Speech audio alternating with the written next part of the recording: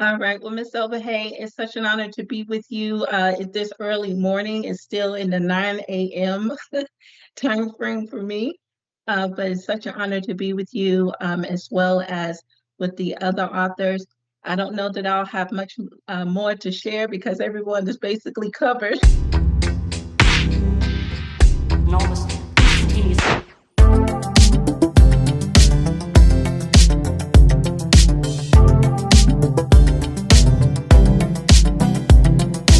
What I wanted to share on today, well, we're going to move forward anyway. So my charge today is to talk about documenting and delivering your God-given message to the world. So let's go ahead and get into it.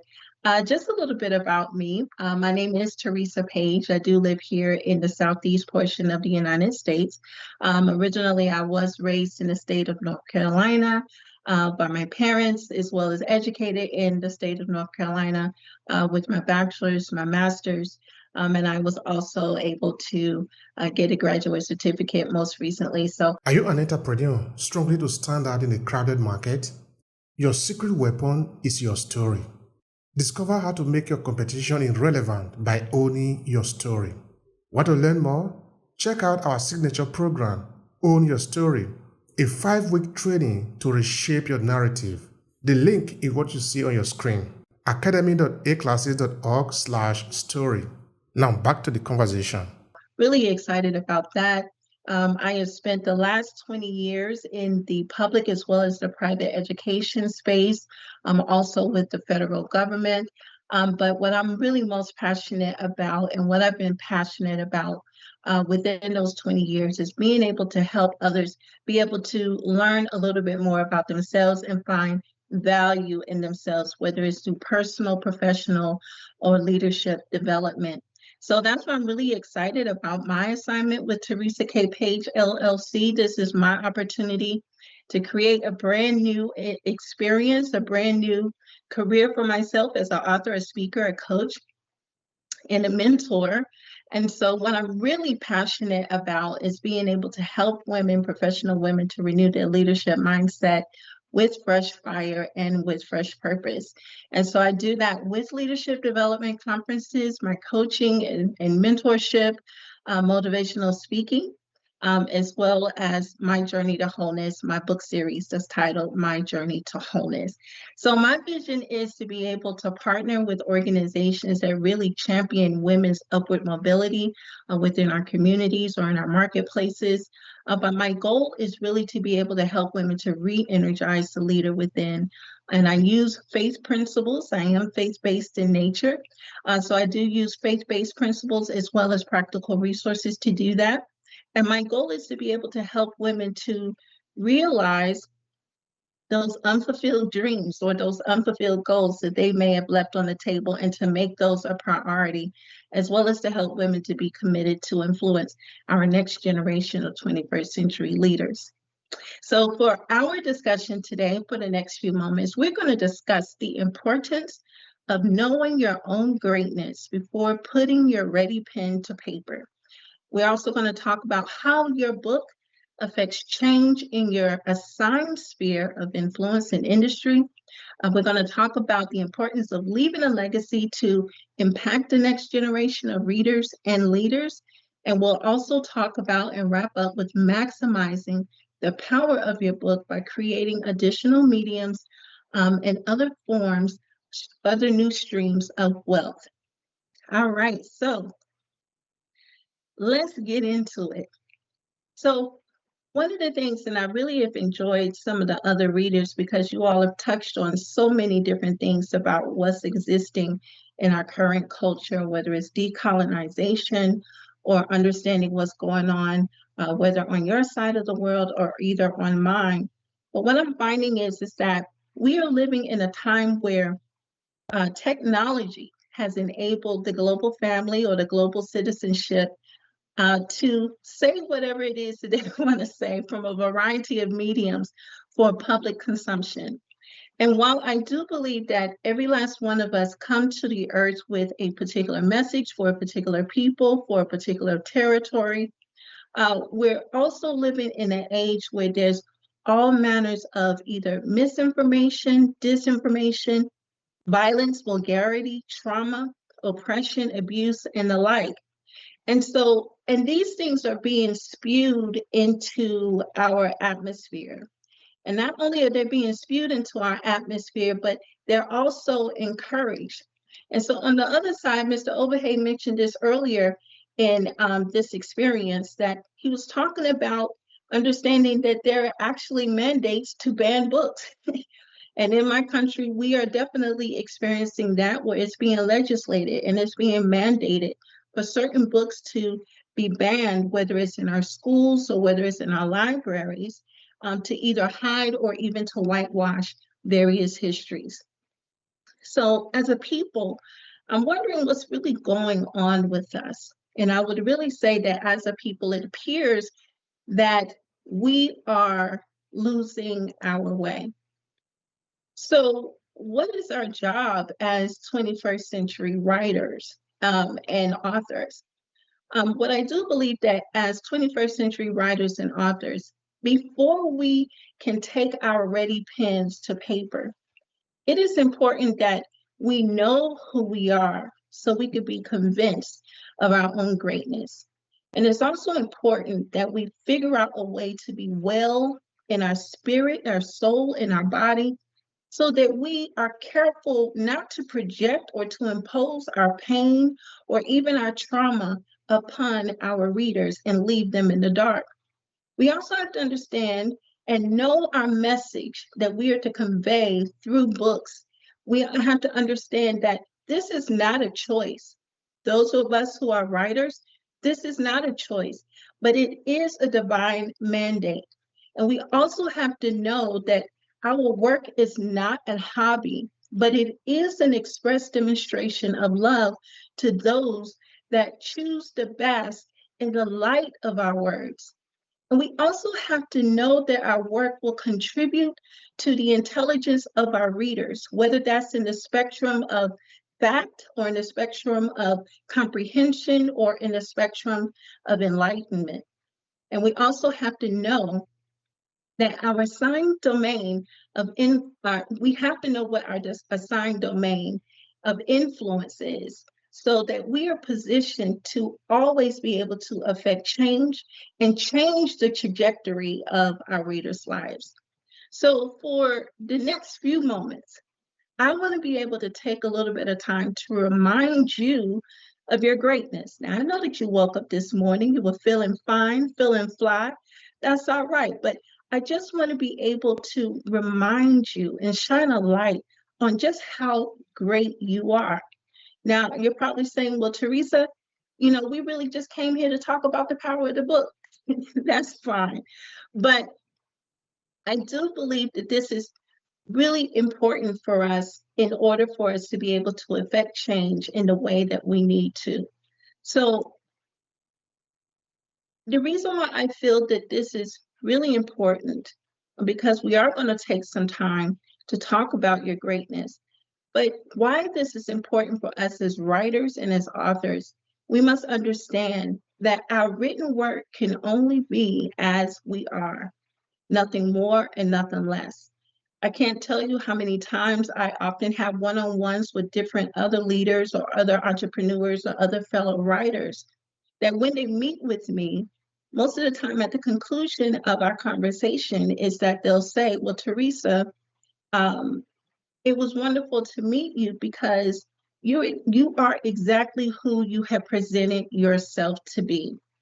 And so I find that really cool. Sometimes I find it strange, but I'm understanding that whatever it is that we do, whether it's in our written work or in our regular work or anything else that we put our hands to do, those things can only be as good as we are, nothing more and nothing less.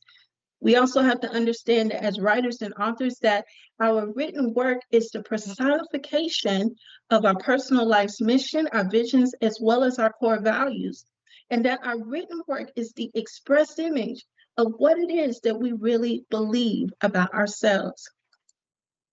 So whether you are a fiction or a nonfiction writer or author, to ensure the integrity of your written work, as well as to change the narratives in our atmosphere, I want to encourage you to be convinced of your own greatness by remembering who you are and remembering that you are first and foremost made in the image and after the likeness of God, in which we are a visible representation designed after his model. Now, everybody breathe deeply. We're not going to church, but I'm still wanting to lay out a foundation of how great you are and why this is important to us as writers.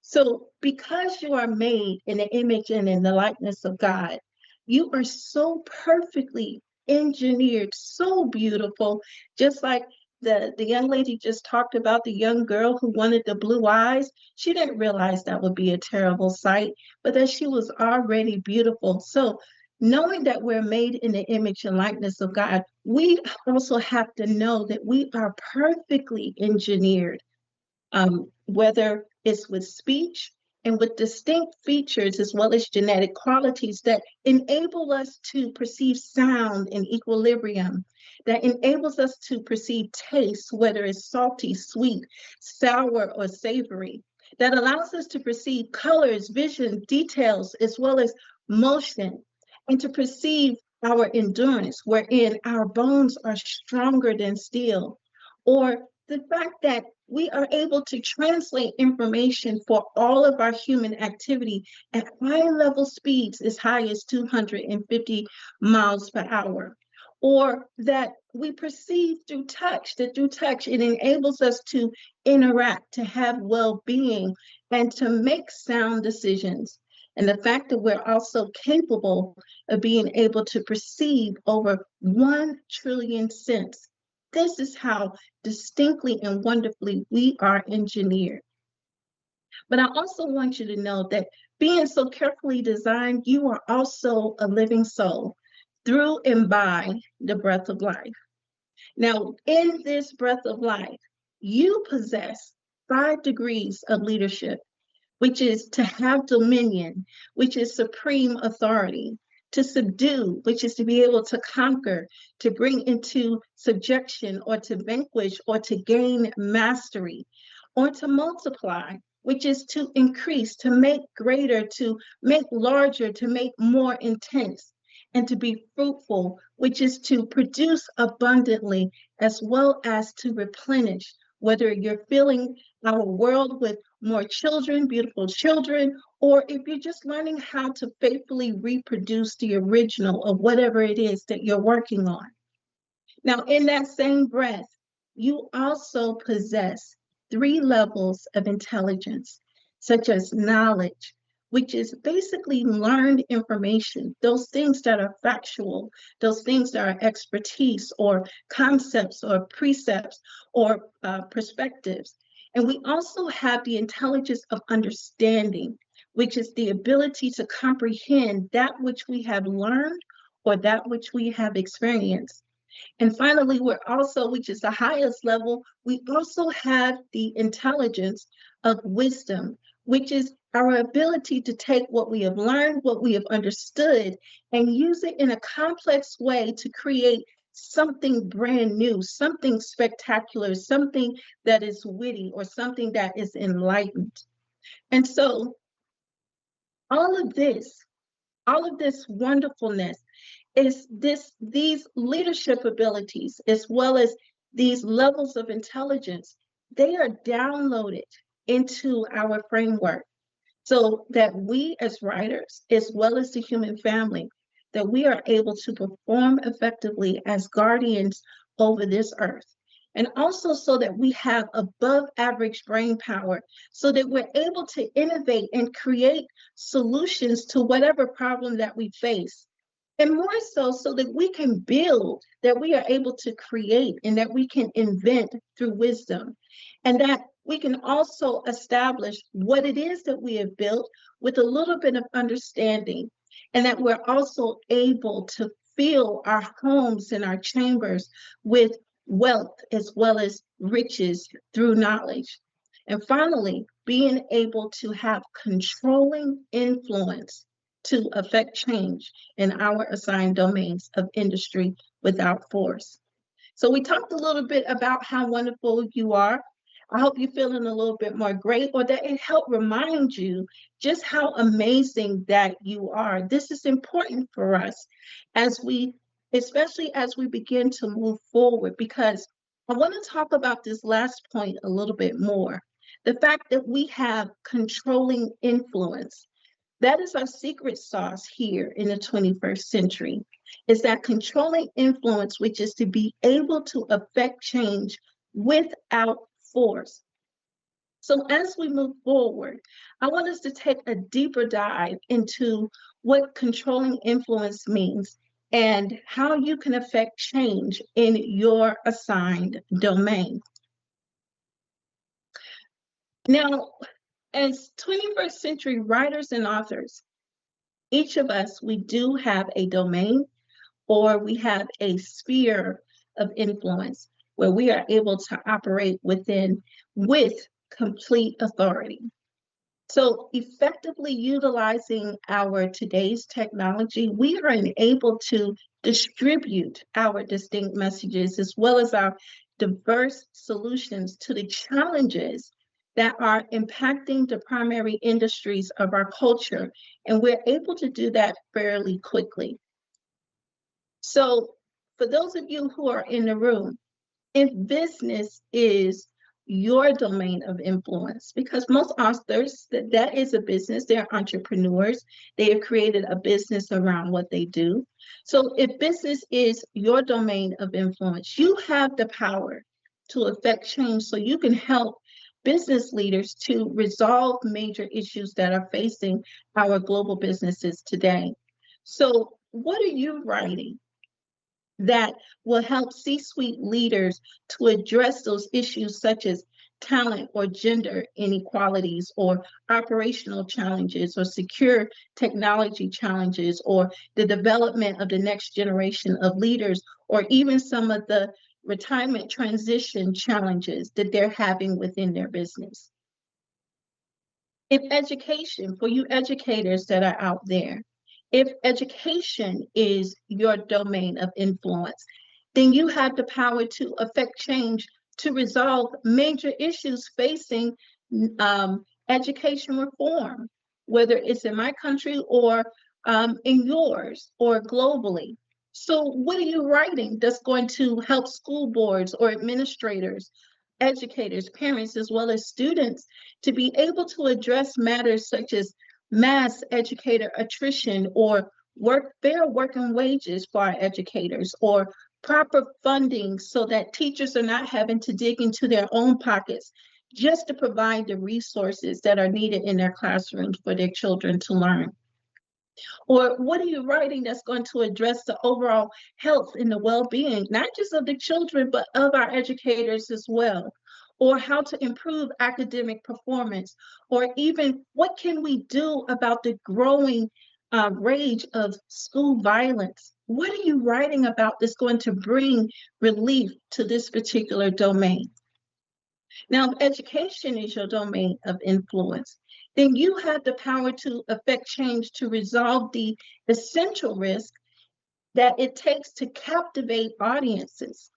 So what are you writing for those of you out there? What are you writing that's going to help event producers as well as law enforcement and talent to address certain things such as performers' image or theft of intellectual property or even sensitive data, emergency response plans, or new business models, as well as increasing competition? These are challenges in our current entertainment space right now. So what are you writing that's going to affect some change there? Now, if family is your domain of influence, you have the power to affect change, so to reduce as well as to resolve some of the stresses that are destroying our family units. So what are you writing that will help spouses and children and counselors and social systems as well as law enforcement be able to address the emotional, the financial, as well as the interpersonal conflicts, as well as the continued patterns of divorce with families that are caused by divorce, remarriage, domestic violence, or child abuse. What is it that you're writing that will bring some relief to our families? Now, finance is your domain of influence. You have the power to affect change in helping financial institutions to remain compliant in an ever-changing geopolitical world. So what are you writing that's going to help our finance leaders and personnel to address data protection, cyber crimes, or trust with account holders, or even some of the incorporation of these new digital AI utilizations? What are you writing that's going to bring relief to some of the challenges that our finance systems are facing? Now, government, if this is your domain of influence, you have the power to affect change in resolving distrust and global instabilities. So what are you writing that's going to help our either local, state, or our federal entities to address challenges that's related to our economy, to healthcare, national security, as well as some of our climate change matters? And finally, for those of you where religion is your domain of influence, you have the power to affect change to resolve some of our secular cultural shifts. So what are you writing that will help pastors and congregations to address either poor discipleship models or diverse gospel teachings, or how to attract and to retain younger audiences, or how to prevent political divisions, as well as the rising of violence within our sanctuaries or houses of worship? What are you writing that's going to bring relief to this particular area? So as we move forward, I want to share that the written work that you produce to solve some of the challenges that are facing some of our major mountains of culture will not only impact your current sphere of influence today, but it will also attract and impact the next generation of readers as well as industrial leaders. So for the next few moments, we're going to talk about and discuss the importance of leaving a legacy in the earth. Now that's a key word that we have been listening to, that we have heard about today. We can almost post it up on the wall as that's the word of the day, is legacy. So we're going to talk about the importance of your writing and why it's important to leave that here in the earth. So defined as the long-lasting impact of particular events, actions that either took place in the past or of a person's life, legacy is a very strong word.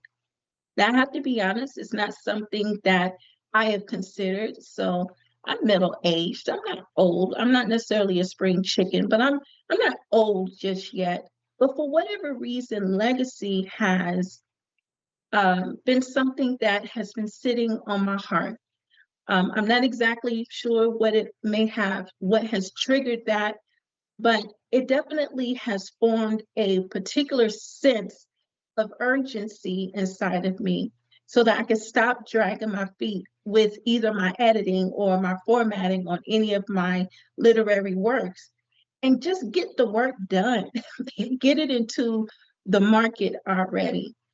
So legacy, for me, I would have to be honest to say that it's one of the top reasons that I began to write books.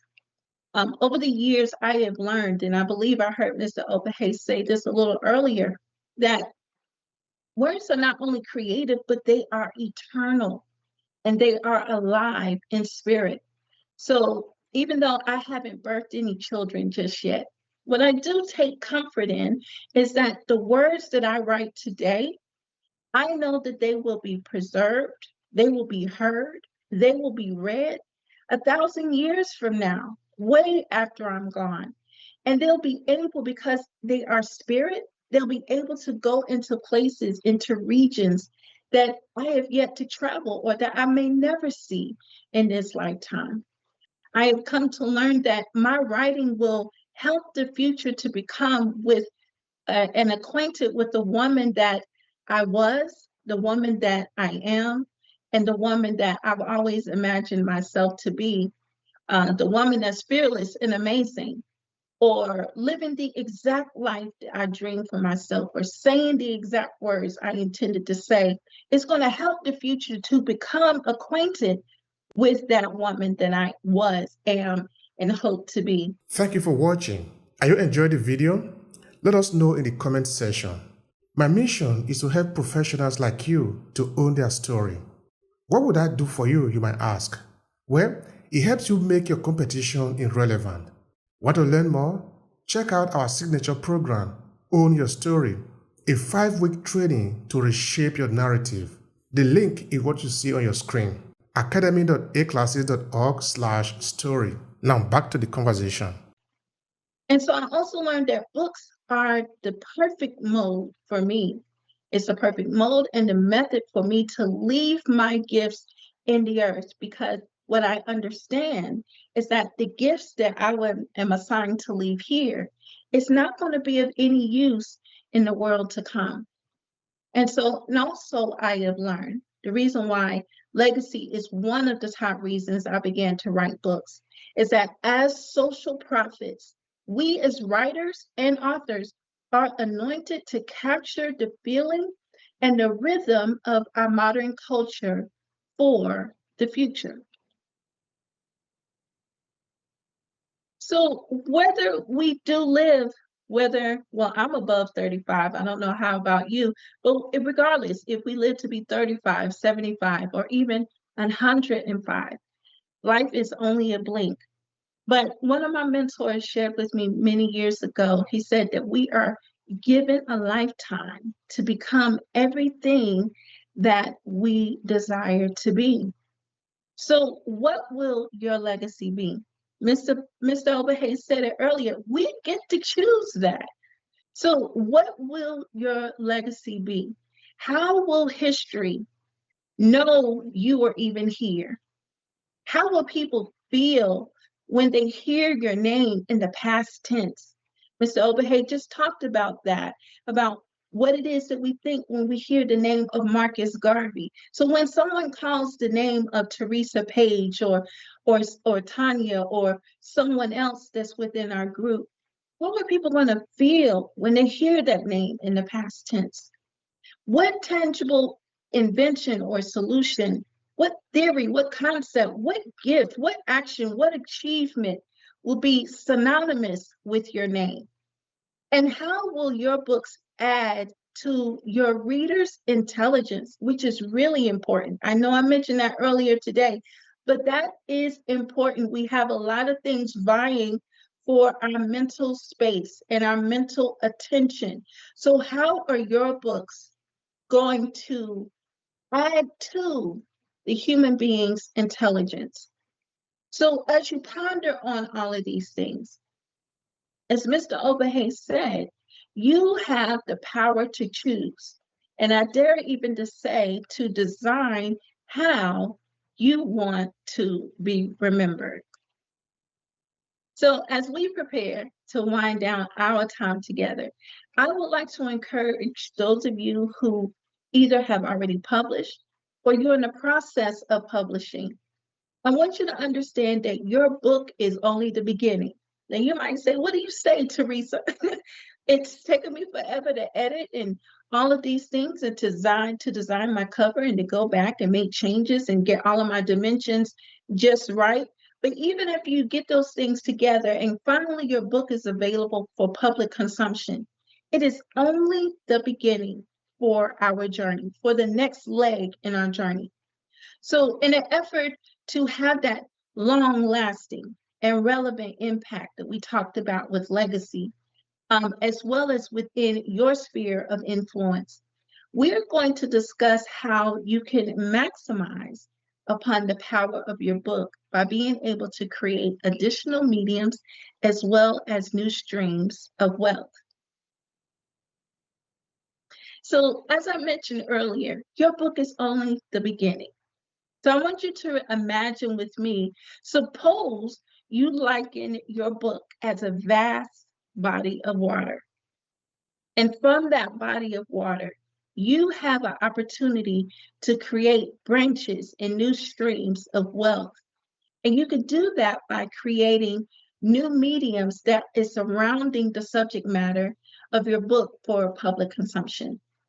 So here's a couple of things that doing that, what it will do for you. First and foremost, it will let your face be seen and your voice be heard. One of the other young ladies, she showed a lot of pictures with her, with some of the authors that she has worked with a lot of events. So stepping outside of that box, going to events and different things like that, it's allowing her face to be seen. And I'm sure it's also allowing her voice to be heard. And what broadening your wealth, creating new wealth streams, as well as creating new mediums, will also help to broaden the conversation that is around your book's subject matter. So we only get so many pages when we write. We get to choose that. But when you're able to create other mediums, it allows you to expand that conversation and to make that conversation a little bit more meatier. Also, you have the opportunity to diversify your product as well as service offerings. So again, we know that authors are entrepreneurs of sorts. Some of us have official businesses, or some of us are just hustling the book right now. But if you're able to create other mediums, then you're able to diversify is with your products as well as services. And what will that do? It will also allow you to attract and to diversify new readers as well as new customers. And it will also open up doors for you to establish new partnerships. You might be looking for a benefactor, or you may be looking for a sponsor or someone to invest in what it is that you're doing to help you go to the next level. So being able to diversify will also enable you to create new partnerships that will take you further. Also, we have the opportunity to enhance engagement with your community at large. I heard one of the authors talk about that if we're not involved with our community, then we're just operating in silos. So we're just basically, there was a particular word that she used, and it's leaving me right now, but we're basically just hyped up on our own thoughts and our own beliefs. And so being able to broaden your streams of income or your streams of wealth, as well as to diversify on different mediums that you can create out of your book, it allows us to enhance our engagement with our communities at large. And finally, it will also be able to help us create new job opportunities and so much more. Because if this thing grows, I heard a young lady talk about one of her authors, how they're now traveling the world. Eventually, if she doesn't already, she's going to need a team, whether it's an administrative team to plan her events, to plan her travel, or whether it's a team to help her set up and different things like that. She's eventually going to need a team, and that is creating job opportunities for our communities. And there's so many other great things that can come out of this, but we're going to move forward. So what I put here on the screen are just a few examples on how to multiply and to replicate the power of your book. So some of these things we've already engaged in, whether it's book signings or speaking engagements, but also having the opportunity to create professional developments, conferences, workshops, summits, webinars, lunch and learns, networking events, mentor groups, online courses, reference guides, how-to videos, blogging, podcasting, newsletters, magazines, branded merchandise, and so much more. These are just a few examples. You don't have to do all. Whichever aligns best with you naturally, that is something you ought to consider in an effort to be able to multiply and to replicate upon the power of your book. So in conclusion, we have covered a lot of ground today, and I trust that you were able to find just a little bit of value in my presentation.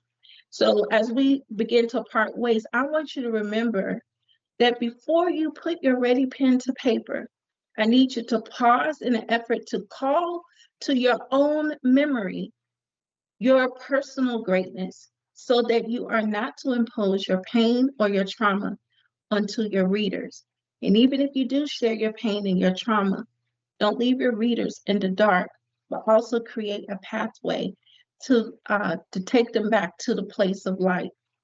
And so I also want you to remember that whether it's business or religion or anything in between, each of you have an assigned domain of influence.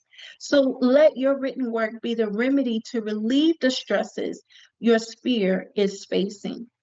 And also, I want you to remember you get to choose what your legacy will be. So take time to consider how you want the work that you are doing today to impact the new generation of 21st as well as 22nd century readers and leaders. And finally, I want you to remember to maximize upon the power of your book by creating additional mediums around subject matters within your book in an effort to create new streams of wealth. So as I wrap up, just want to share a couple of things with you. I have a few complimentary gifts for you. Listen, if you're looking for an ally of accountability, if you're in the beginner stages of your book or you're not quite sure, you're a little stuck, I would love to be your ally of accountability so we together can create a feasible plan for your next big adventure. So I do invite you to take advantage of a complimentary 30-minute power discussion along with me. So you can visit my website at teresakpage.squarespace.com and visit book an appointment. And there you're able to book that 30-minute power session. Also, just want to share with you is that for those of you who are authors, listen, I have a podcast. It's called the Women's Leadership Mindset Series. And with that leadership mindset series, my goal is to be able to spotlight women leaders to share how they are serving the world through their professions as well as through their purpose. So if you're interested in being featured, again, on my website, I want you to visit my empowerment page so you can get more information and learn how to connect with me. Also, I have a new book out here, so I know what I speak of about the editing, the formatting. It has taken me years to do this book. And so I just released it just a few days ago. So if you feel compelled, I would love for you to check it out. It's called My Journey to Wholeness, Love, the Success Factor.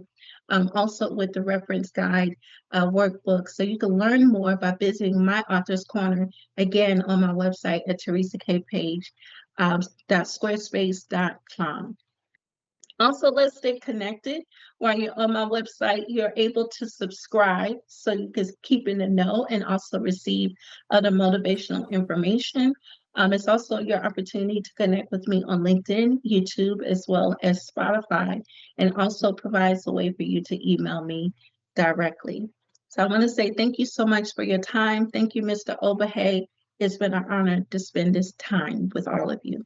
God bless. Thank you so much, Teresa. That is really powerful, especially as you are looking also at the business side of books. That is important. That is fundamental that people understand that it's not just to write for the sake of writing or for the love of it. Of course, it is good that you project yourself, what you want to be in the future. That is a fundamental reason why you must write. But of course, it's also important to understand that you can also make money out of that. Well, of course, we have people in the as speakers who are making money out of that because they have publishing company which are leveraging the power of writing.